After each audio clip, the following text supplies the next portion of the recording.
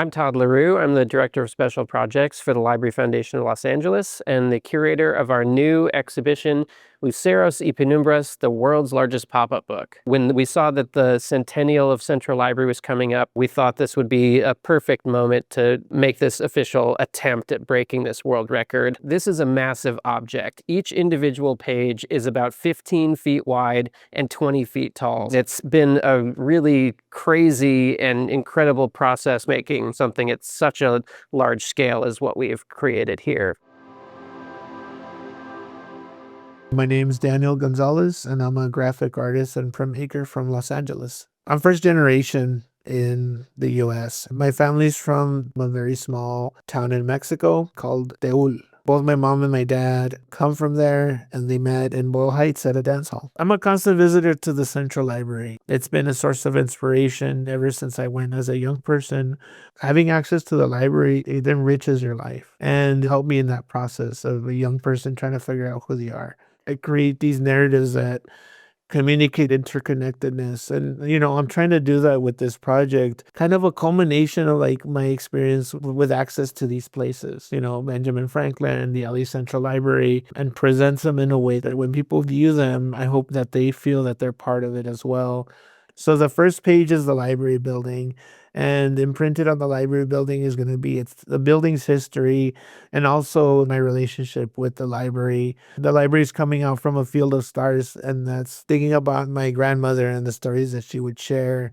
And also thinking about the space. You have this globe sitting in the middle of this rotunda. I wanted to give that globe the stars for it to live in. So when you flip the page, then you encounter this tree. And it's not just any tree. It's the Aliso tree, which for a long time was a landmark for LA for travelers from the distance. And before then, it was a place of gathering for the Tongva people, a place of prayer.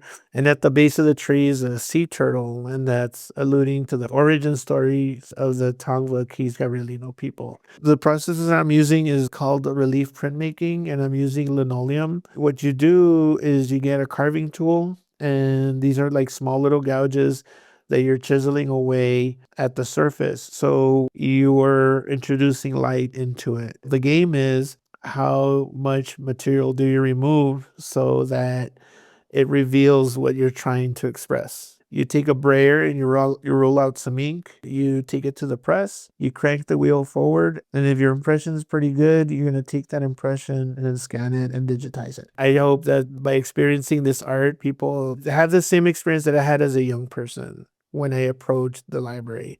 Kind of walked away in awe and inspire the curiosity to kind of also see beyond yourself and maybe consider other people and how they experience the world.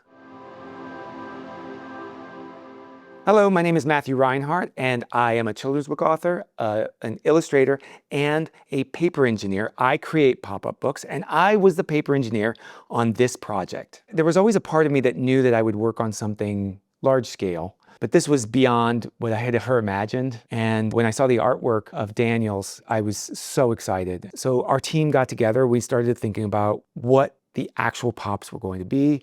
Daniel came up with some wonderful ideas, and then I got to paper engineering. And so it's really just me cutting and folding paper in my studio and making templates to be assembled large scale. He would send me that art, and then I would, what I like to say, chop it up in the computer. I'll chop up all the pieces and apply them to those template pieces. So like a pop-up like this Godzilla may have hundreds of different pieces working together in tandem, many different mechanisms. This only had a few different mechanisms, but we still had to make sure there was artwork on the front and on the back of every piece, and sending that off to Goodnight Company for them to upsize everything. You're always learning something new. So I've learned all this new skill set of making gigantic pop-ups now. So I can't imagine what we could do in the future.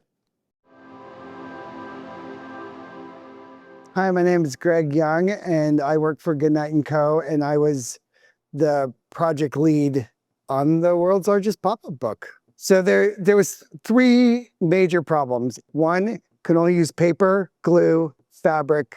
Everything had to be stuff that you would find in a book.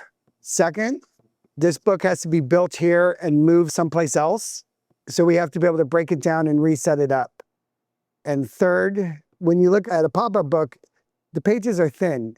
And when we make the world's largest pop-up book, the pages, the pieces are big and thick. Maybe in your mind, you would think that that would perfectly translate. It does not perfectly translate. And it took us working with the paper designer multiple rounds to identify the problems and then come up with solutions. The moment we jumped up to 1/5 scale, we kept building it and rebuilding it and rebuilding it and rebuilding it. I think we maybe did 5 or 6 versions of each of the 2 pages.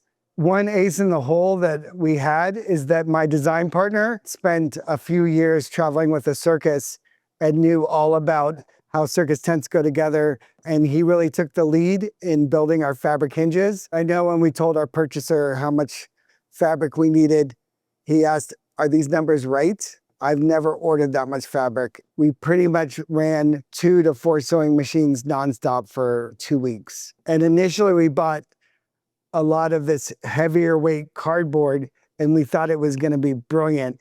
And then we realized that the way they built their material was not going to work for us. We ended up with this corrugated cardboard, and from there it gave us strength, but that strength also came with some drawbacks, and that drawbacks is that we can crush it, and once we crush it, it starts to fall apart. So we've had to come in and protect every edge so that it cannot crush easily, which lets us build the book that you're seeing today. This is the linchpin of the whole process, is this material. One of the other hiccups was when paper gets wet, paper likes to curl. We want to paint it black. Great, that starts to warp it. We want to put glue on it. Great, that starts to warp it. And so we get very creative and build giant presses to keep everything flat. And it really wasn't until the last couple of days that all the pieces come together into a tree or a turtle or a building. We used a chain motor system to open the book, and we initially thought about using that on the pages, and I don't think it took more than 5 minutes to realize that the pages are different than the covers. The guys started building wooden poles with soft cushioned ends, and we came over with a basket on a forklift, a lot of people on the sides pushing, and then a couple of guys getting ready to catch that on sticks. Out of all the jobs, that was probably the scariest one, because that is like a tidal wave coming at you. And watching that first building pop up was a really good feeling and a lot of relief. And then it's a party. Ultimately, why we did this is to share the love of reading with kids in Los Angeles. I'm excited. I guess I can say I've built the world's largest pop-up book. This year, the centennial of the Central Library, that's a pretty big birthday. So we wanted to do something spectacular to celebrate. And with the world's largest pop-up book, I think we've accomplished that.